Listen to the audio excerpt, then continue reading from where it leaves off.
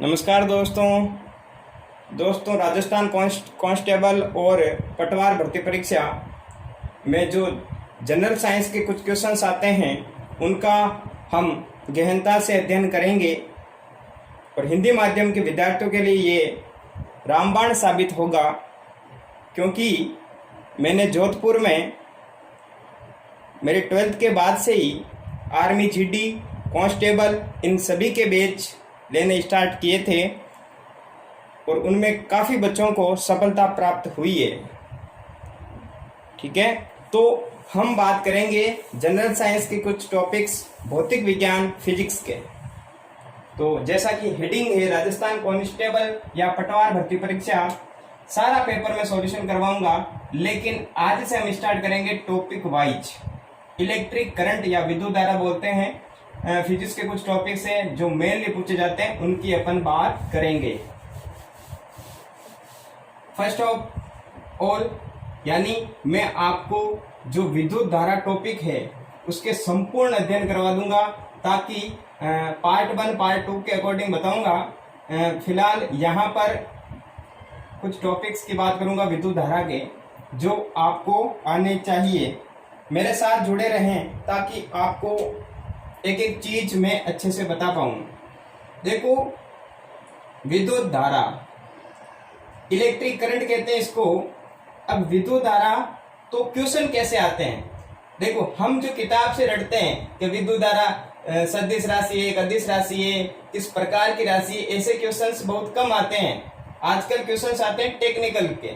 ठीक है, जैसे कि जो लेवल है एग्जाम का और कंपटीशन का वो बढ़ चुका है, तो किताब के अंदर केवल कवर चेंज होता है कि 2020 में है तो 2021 की आ गई, 22 की, 23 की, ऐसे मतलब जैसे ईयर चेंज होते हैं वैसे उसका कवर चेंज होता है। उसकी थ्योरी वही रहती है, उनमें जो गलतियां हैं वो वही रहती है। ठीक है, तो हम बात करते हैं अपने टॉपिक से। विद्युत धारा, इसमें सबसे पहले आपको जानकारी होनी चाहिए आवेश की। इसी पे प्रश्न आता है आवेश, जिसको कि अंग्रेजी में कहते हैं चार्ज। ये इंग्लिश में क्यों लिखवा रहा हूं, क्योंकि कभी कभी ये हिंदी में गलत हो जाते हैं, तो इंग्लिश से पढ़कर आप उसका आंसर ढूंढ सकते हैं। तो आवेश, चार्ज,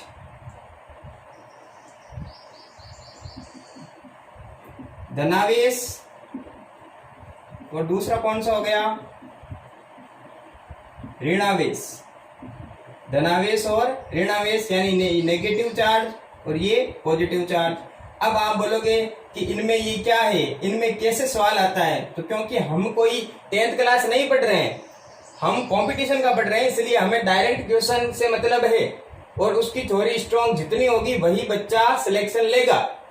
धनावेश, ऋणावेश, मैंने कहा समान आवेश, समान आवेश, तो सीधा क्वेश्चन बन गया कि प्लस और प्लस या माइनस और माइनस, ये दोनों समान आवेश है, इनके मध्य क्या होगा, आकर्षण होगा या प्रतिकर्षण। इसमें क्या होगा, हम कह सकते हैं प्रतिकर्षण। समान आवेशों में प्रतिकर्षण होता है। अगर मैंने लिख दिया विपरीत आवेश, विपरीत आवेशों में क्या होगा, प्लस माइनस या माइनस प्लस, इसमें क्या होगा, आकर्षण। क्या होगा, आकर्षण। समान आवेशों में प्रतिकर्षण होता है, विपरीत आवेशों में आकर्षण होता है। ये देखने को बहुत सरल लगता है क्वेश्चन, लेकिन डाउटफुल रहता है, क्योंकि जो आर्ट्स फील्ड के होते हैं उनको बहुत डाउट आती है। अपनी ईमानदारी से बताना अगर नहीं आती है तो फिजिक्स में। तो समान आवेश, प्रतिकर्षण, विपरीत आवेश, आकर्षण, इसको याद कैसे रखें। मैंने कहा लड़का और लड़का दोनों, लड़का है ये लड़का है, दोनों लड़ते हैं, झगड़ते हैं, तो क्या होगा, एक दूसरे को कूटेंगे और दूर भाग जाएंगे। क्या भाग जाएंगे, दूर, यानी क्या हो जाएगा, समान में प्रतिकर्षण। लेकिन वही लड़ाई अगर लड़के की और लड़की की है तो वो उस पे हाथ नहीं उठाएगा, यानी वहां जो भाव है वो अट्रैक्शन यानी आकर्षण के भाव हैं। तो लड़के लड़की असमान, तो भाव आकर्षण, यानी उसको उसके ऊपर हाथ नहीं उठा सकता। लेकिन लड़का लड़का है तो वो लगभग उठ ही जाते हैं। ठीक है, तो दोनों अगर समान है तो प्रतिकर्षण दूर भागेंगे, विपरीत है यानी तो उसमें क्या होगा, आकर्षण। ये कभी भी मत भूलना। ठीक है, नेक्स्ट मैं बात करता हूं आगे क्वेश्चन की। आवेश कैसी राशि है?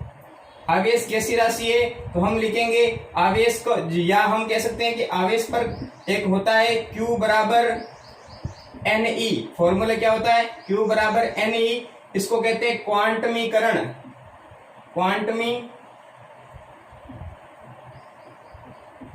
क्वांटाइजेशन ऑफ चार्ज, या क्वांटमीकरण कह सकते हैं, या क्वांटनीकरण कह सकते हैं, कुछ भी बोलो। आपको Q बराबर NE का फॉर्मूला याद होना चाहिए। तो एक क्वेश्चन जो आस्क्ड है यानी पूछा गया है वो ये था कि एक कूलम आवेश का जो मात्रक होता है वो क्या होता है? आवेश का मात्रक होता है कूलम। इसको इंडिकेट करने के लिए हम C से लिखेंगे। अगर मैंने कुछ कहा तो उस पर होता है 1.6 इंटू 10 की घात माइनस 19 कूलम आवेश। ठीक है, 1.6 10 की घात माइनस 19, ये भी पूछा गया प्रश्न है। लेकिन आजकल मैंने कहा ना, ऐसे नहीं पूछे जाते हैं। ये पूछ सकते हैं कि एक कूलम आवेश में इलेक्ट्रॉनों की संख्या, इलेक्ट्रॉनों की संख्या, एक कूलम आवेश में इलेक्ट्रॉनों की संख्या कितनी है? तो इस सूत्र से निकालते हैं। Q बराबर अगर Ne लिख दिया तो यहाँ N है इलेक्ट्रॉन की संख्या, नंबर ऑफ इलेक्ट्रॉन्स, ये पूर्णांक में होते हैं, इसमें होते हैं पूर्णांक में। तो N ज्ञात करना है तो हम लिखेंगे Q बटा E। Q का मान एक कूलम दे रखा है तो 1 बटा इलेक्ट्रॉन का कितना होता है? 1.6 10 की घात माइनस 19। तो डायरेक्ट मैं उत्तर लिख देता हूं ताकि आपको परिचित रहे। इसको सॉल्यूशन करेंगे तो क्या आएगा? 6.25 इंटू 10 की घात 18। ठीक है, क्योंकि ये संख्या है इसलिए मात्रक होगा नहीं। तो 6.25 गुणा 10 की घात 18, ये परीक्षा में आ सकता है। लेवल का प्रश्न है ये। एक कूलम आवेश में इलेक्ट्रॉनों की संख्या इतनी होगी। ठीक है, फिर नेक्स्ट बात करते हैं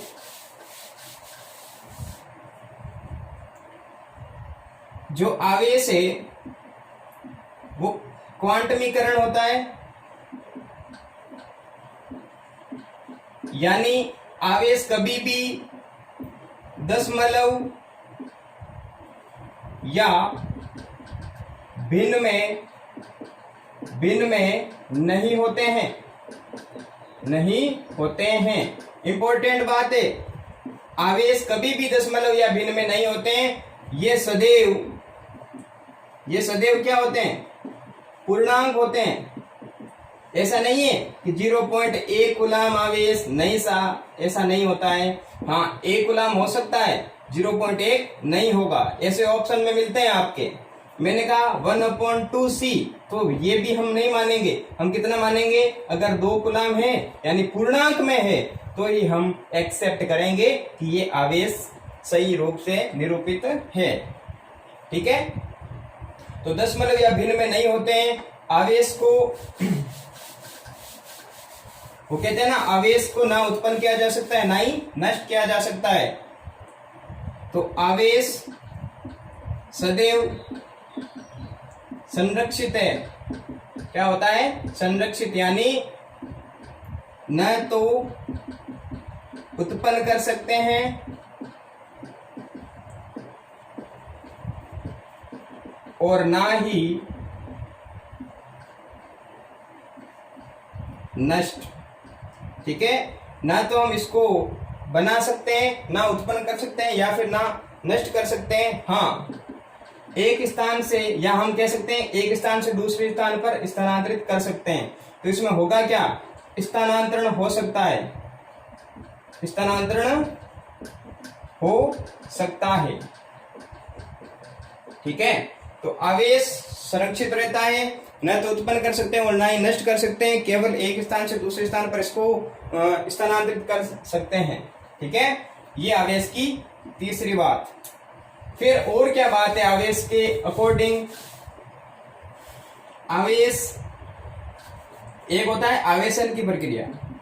आवेशन, आवेशन क्या होता है? जैसे अपना का मोबाइल फोन है, मोबाइल है सबके, तो उसके पीछे आता है चार्जर।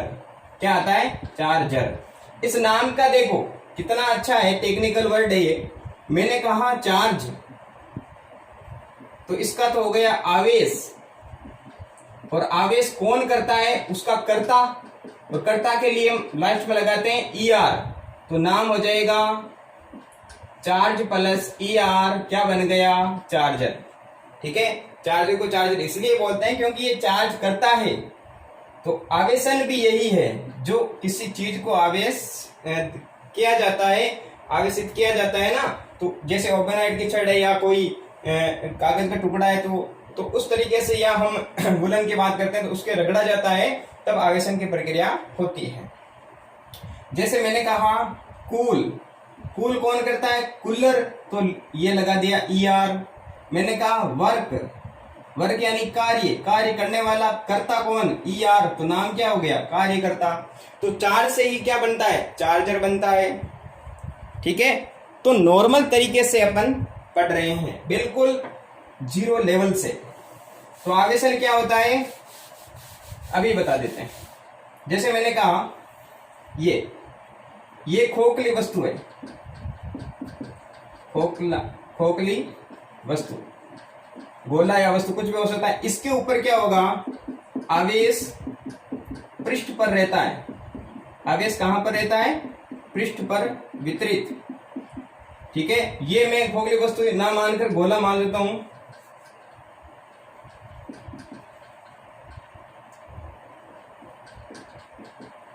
गोला। ठीक है, तो आवेश खोखले गोले के पृष्ठ पर वितरित होता है, पृष्ठ पर वितरित होता है। ये भी प्रश्न आ चुके हैं।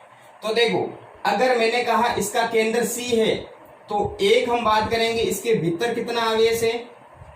भीतर आवेश की मात्रा, आवेश कितना होगा? 0। ठीक है, ये अनभिज्ञ टॉपिक है, यही सवाल आते हैं, यही हम किताबों में पढ़ते नहीं है। तो 0 भीतर, इस खोखली वस्तु के अंदर आवेश कितना होगा? 0। और पृष्ठ पर कितना हो गया? ये। तो एक सवाल ऐसा आया था कि आकाशीय बिजली जब गिरती है, तो एक कार के अंदर कोई सवारी बैठी हुई है और एक व्यक्ति है जो खड़ा है बाहर, और इसके अंदर क्या है? सवारी बैठी हुई है, मान लो। ठीक है, तो सुरक्षित कौन है? तो जैसे ही आकाशीय बिजली गिरती है, तो कार में बैठे यात्री सुरक्षित हैं या बाहर खड़ा व्यक्ति? तो हम कहेंगे, आप सोचो क्या बोलोगे, क्योंकि ये इसको खतरा ज्यादा है। खतरा क्या है? ज्यादा है, ये झुलस जाएगा। लेकिन कार के अंदर बैठे हैं तो उनके ऊपर आवेश क्या होता है? पृष्ठ पर वितरित हो जाता है, कार की बॉडी पर। और ये जो सारे हैं वो अर्थ से कनेक्ट होते हैं, और व्यक्ति तो पूरा ही अर्थ से कनेक्ट होता है, इसलिए ये पूरा झुलस जाएगा, आकाशीय बिजली गिरेगी तब। लेकिन कार की बॉडी पर चार्ज का वितरण हो जाता है। जैसे मैंने बताया था कि ये खोखला गोला है, इसके पृष्ठ पर होता है, उसी तरीके से कार भी तो खोखली है, तो इसके भी ऊपर क्या होगा? प्लस, और अंदर क्या होगा? 0 चार्ज। इसलिए इसी कॉन्सेप्ट पे हम कहेंगे कि हालांकि फर्क इसको भी पड़ेगा, लेकिन इसके मुकाबले ये सुरक्षित है। जो बाहर खड़ा व्यक्ति है, उसकी ये जो बाहर खड़ा व्यक्ति है ये झुलस जाएगा आकाशीय बिजली से, लेकिन अंदर वाले और भी सुरक्षित है उससे। ठीक है, तो कोई भी खोखली वस्तु हो उसके मध्य में जो आवेश है वो 0 होता है, बाहर वितरित होता है। ठीक है, तो ये भी प्रश्न आपके परीक्षाओं में आते हैं। नेक्स्ट बात करते हैं, देखो अभी आवेश ही खत्म नहीं हुआ है, तो हम कंपटीशन लेवल पे पढ़ रहे हैं तो गहनता से ही पढ़ेंगे। आवेश अब बात कर लेते हैं, थोड़ा पॉजिटिव नेगेटिव है तो प्लस और माइनस के अकॉर्डिंग। देखो हमें पता है कि प्लस से आता है P, माइनस से आता है नेगेटिव, वो तो छोड़ ही दो आप। प्लस P से लिखेंगे पॉजिटिव, और पॉजिटिव से आ गया प्रोटॉन। कौन आ गया? प्रोटॉन। तो प्रोटॉन पर आवेश क्या होता है? प्लस। तो इसमें जो आवेश का जो मान है वो कितना है? 1.6 10 की घात -19 कूलाम, वो भी प्लस में। तो ये भी परीक्षा में सवाल आता है कि प्रोटॉन पर आवेश है धनात्मक तो मान ये होगा। मैंने इलेक्ट्रॉन की बात की, माइनस। माइनस किसके ऊपर होता है? ई माइनस, यानी इलेक्ट्रॉन पर। तो नेगेटिव यहां है, और इस पर जो इलेक्ट्रॉन की संख्या, जो आवेश की संख्या है वो होती है 1.6 10 की घात -19 कूलाम, और ये आ गया आगे चिन्ह माइनस का। जो एलडीसी भर्ती थी उसमें ये सवाल आ चुका है, और सब ये करके आए। ठीक है, क्योंकि ये रटा हुआ रहता है। हम कोई 10th नहीं पढ़ रहे हैं कि रटना है, हमें समझना है कि प्रोटॉन पॉजिटिव है तो प्लस चिन्ह आएगा, और इलेक्ट्रॉन की पूछा है उसने तो माइनस आएगा। ठीक है, इलेक्ट्रॉन पर जो आवेश की संख्या होती है वो ऋणात्मक 1.6 10 की घात -19 होगी, और यहां पर कितनी होगी? Plus minus 1.6। ये केवल प्रकृति बताते हैं। ये क्या बताते हैं? प्रकृति, कि धनावेश है या ऋणावेश है। और एलडीसी में ये क्वेश्चन आया था कि इलेक्ट्रॉन पर आवेश होते हैं, तो उत्तर था -1.6 10 की घात -19 कूलाम, जबकि सब ने यही लिखा। कुछ इंटेलिजेंट थे, उन्होंने सही कर दिया, क्योंकि आपको ऑप्शन दोनों दे रखे हैं तो कंफ्यूजन पैदा हो जाता है कि कौन सा क्लिक करें या कौन सा हम अपना उत्तर दें। तो प्लस वाला प्रोटॉन के लिए सेटिस्फाई करेगा, और माइनस वाला इलेक्ट्रॉन के लिए। नेक्स्ट बात करते हैं न्यूट्रॉन। न्यूट्रॉन पर आवेश क्या? तो न्यूट्रॉन से आया N, और N से आया, देखो न्यूट्रॉन से आया N से आया नो चार्ज। N से क्या आ गया? No charge. नो चार्ज यानी कोई आवेश नहीं, हम कहेंगे आवेशहीन। क्या कहेंगे? आवेशहीन। ये क्या होगा? आवेशहीन। ठीक है, इलेक्ट्रॉन पर इतना चार्ज माइनस में, प्रोटॉन पर प्लस, न्यूट्रॉन पर आवेशहीन, N फॉर नो चार्ज। ठीक है, आगे बात करते हैं।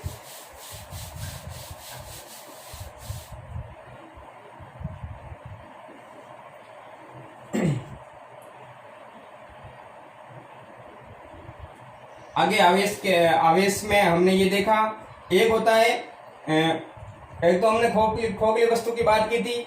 ठीक है, ये ठोस गोले की बात करते हैं। एक खोखला गोला में क्या होता है? ठोस गोले में क्या होगा? आंतरिक में भी क्या हो जाएगा? वितरित। ठीक है, तो आंतरिक भाग में कितना होगा?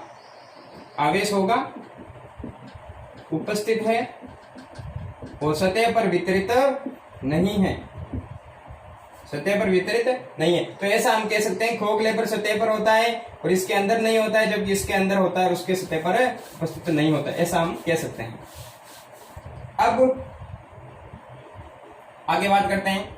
तो विद्युत धारा, मैंने कहा आवेश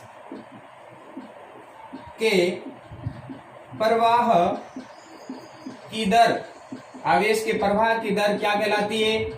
विद्युत धारा। विद्युत धारा। यहां पर मैं एक ट्रिक्स बताऊंगा आपको एक परिभाषा रटनी है।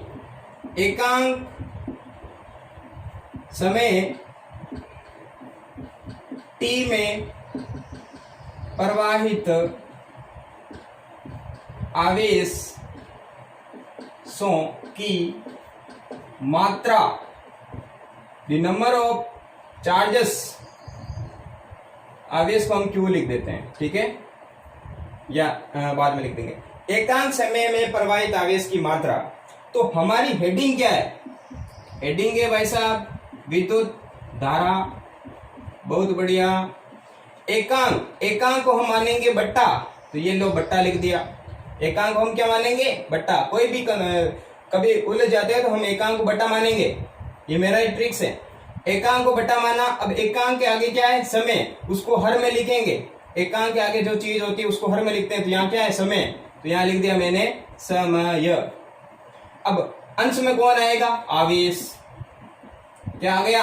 आवेश। तो सूत्र बन गया आवेश का तो Q, समय का T, और विद्युत धारा को कहते हैं I। तो सीधा शॉर्ट स्वीट सूत्र आ गया Q बटा T। बट्टे को एकांक, एकांक समय, तो एकांक का बट्टा, समय आगे तो हर में आ गया, और आवेश क्या है? ऊपर, तो I बराबर Q बटा T। कोई दिक्कत? नो दिक्कत। आगे बात करते हैं कि I बराबर Q बटा T, ये जो सूत्र प्राप्त हुआ इसके अंदर ऐसा आ सकता है कि Q बराबर क्या लिख सकते हैं? I गुणा T। ठीक है, Q बराबर क्या लिख सकते हैं? I गुणा T। जैसे मैंने कहा इस सूत्र के अकॉर्डिंग अगर कोई सवाल आ जाता है तो बहुत सिंपल आएगा। उससे पहले हम जानने की कोशिश करते हैं मात्रक धारा का, मात्रक विद्युत धारा का मात्रक, यानी यूनिट ऑफ इलेक्ट्रिक करंट। तो सूत्र से मात्रक आता है I बराबर Q बटा T। आवेश बटा समय, आवेश यानी कूलाम, इसका मात्रक क्या है? मात्रक यानी जाति। आवेश की जाति क्या है? कूलाम। समय के क्या है? सेकेंड। तो कूलाम बटा सेकेंड को हम कहेंगे एम्पियर। क्या कहेंगे? एम्पियर। क्या बोलेंगे? एम्पियर। और इसको प्रदर्शित करते हैं ए से, इसको एम्पियर को, तो हम कह सकते हैं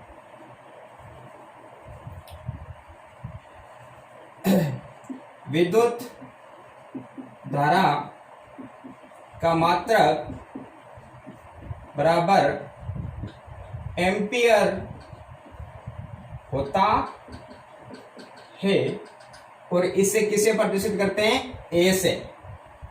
दूसरी बात, अगर कभी कभी ऑप्शन में एम्पियर नाम नहीं आएगा तो क्या आएगा? कूलाम बटा सेकेंड। क्या आएगा? कूलाम बटा सेकेंड। जैसे मैंने प्रश्न दे दिया कि आवेश या कूलाम बटा सेकेंड को ही तो हम क्या कहते हैं? एम्पियर। इसीलिए हम कह सकते हैं कि ऑप्शन में अगर एम्पियर है तो अच्छी बात है, 98% तो एम्पियर ही होगा। और उलझाने वाला सवाल आ गया तो C बटा S होगा, क्योंकि कूलाम को हमने क्या लिख दिया? कूलाम को C और सेकेंड को S, तो ऐसे हम कह सकते हैं एम्पियर।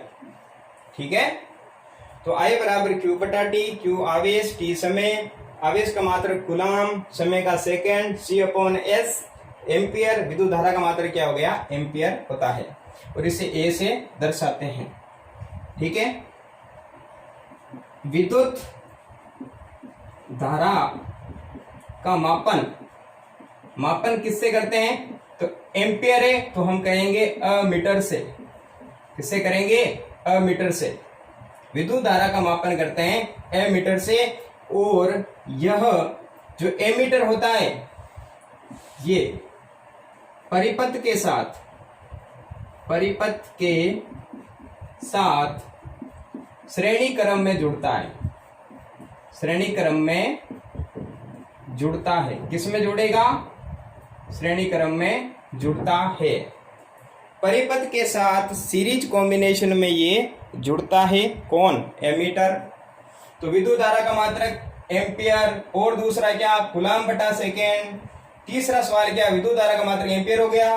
विद्युत धारा का मापन किससे करते हैं, एमीटर से। और परिपथ के साथ ये किस क्रम में जुड़ता है, तो जवाब होगा श्रेणी क्रम में। ठीक है,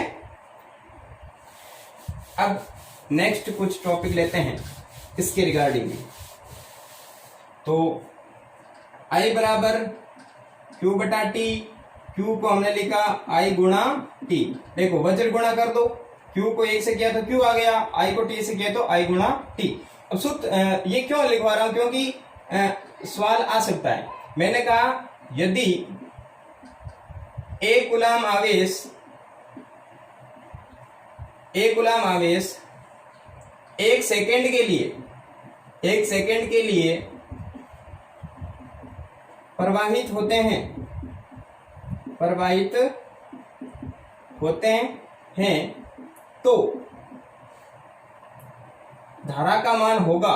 तो धारा का मान होगा ऑप्शन है ए 1 एम्पियर, बी 2 एम्पियर, सी 10 एम्पियर और डी 5 एम्पियर। देखो यदि एक कूलाम आवेश 1 सेकंड के लिए प्रवाहित होता है तो धारा का मान होगा, ये सुपर डुपर हिट है पर्सन इंपॉर्टेंट। अगर मैंने कहा सूत्र क्या है, I बराबर एकांक समय t प्रवाहित आवेश Q, I बराबर Q बटा T। इसका मात्रक तो Q का मान कितना है, 1 कूलाम, तो लिखा 1 बटा 1 सेकेंड, तो कूलाम और S। तो 1 का भाग 1 में कितने बार गया, 1 बार, और अभी पढ़ा कूलाम बटा सेकेंड क्या होता है, एम्पियर। तो ऑप्शन में कहा है, ये रहा। ठीक है, तो उत्तर कितना आएगा, 1 एम्पियर। और ये 1 एम्पियर की परिभाषा है। ठीक है, परीक्षा में ऐसे आता है 1 एम्पियर की परिभाषा ऐसे करके, और सेंटेंस में जो उत्तर होगा, यहां जो उत्तर होगा वो ये प्रश्न होगा। कैसे होगा, यदि एक कूलाम आवेश 1 सेकंड के लिए प्रवाहित होता है तो धारा का मान कितना होगा, 1 एम्पियर। कोई तार है, इसके अंदर 1 कूलाम आवेश है और 1 सेकंड के लिए चलता है, तो जो करंट है वो कितना होगा, 1 एम्पियर। ठीक बात यहां तक। नेक्स्ट, I बराबर Q अपॉन टी पे पहला सवाल हो गया। दूसरा सवाल कैसे आ सकता है, मैंने कह दिया टाइम दे दिया आपको 10 सेकेंड और I का मान दे दिया 2 एम्पियर भाई, T का मान दे दिया 10 और I का दे दिया 2, तो T कितना है 10, I कितना है 2। सूत्र क्या है, I बराबर Q बटा T। तो जो इसमें जो ज्ञात करना होगा वो ऑटोमेटिक ज्ञात हो जाएगा। जो प्रश्न में दे रखा है वो पुट तो कीजिए। जैसे यहां पर पूछेगा आपको आवेश की मात्रा, क्या पूछेगा, आवेश की मात्रा। तो मैंने कहा I बराबर Q बटा T, इसको वज्र गुणा करेंगे तो Q बराबर क्या आ गया, I गुणा T। ये सूत्र आ गया। तो Q का मान ही पूछा है, I का मान कितना है 2, T का मान कितना है 10, तो आवेश कितना हो गया 20, और आवेश का मात्रा क्या होगा, कूलाम। तो हम लिखेंगे 20 कूलाम आवेश। यही सवाल सिद्ध करते हैं। जैसे इसी सवाल में हम टाइम की बात करते हैं, यहाँ तो 10 आ रहा है, मैं सिद्ध करता हूं कि ये 10 क्यों आया। जैसे इस प्रश्न में दे देगा कि आपके पास Q की मात्रा है 20 कूलाम और विद्युत धारा की मात्रा है 2 एम्पियर। तो बताइए T क्या होगा, T का मान क्या होगा, यानी कितने समय तक ये प्रवाहित हुआ, वो उसकी समय की गणना करें। तो I बराबर Q बटा T, जो मान दे रखा है वो लिखो।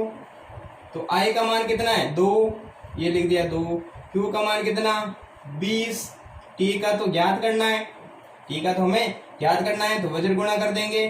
तो सॉल्यूशन क्या हो जाएगी, 2 गुणा T बराबर 20, T बराबर 20 बटा दो का बार बीच में कितने बार 10 बार, और समय का मात्रक होता है सेकंड, तो कितना आ गया 10 सेकंड। यहाँ पर भी कितना है 10 सेकंड। ठीक है, तो एक ही सवाल से अलग अलग मेथड हैं या अलग अलग जो 3 है। आई बराबर क्यू बटा टी, क्यू का मान देगा टी का देगा तो सीधी बात है आई का मान पूछेगा, आई का देगा क्यू का देगा तो टी पूछेगा, आई और टी दे दिया तो क्यू का मान पूछेगा।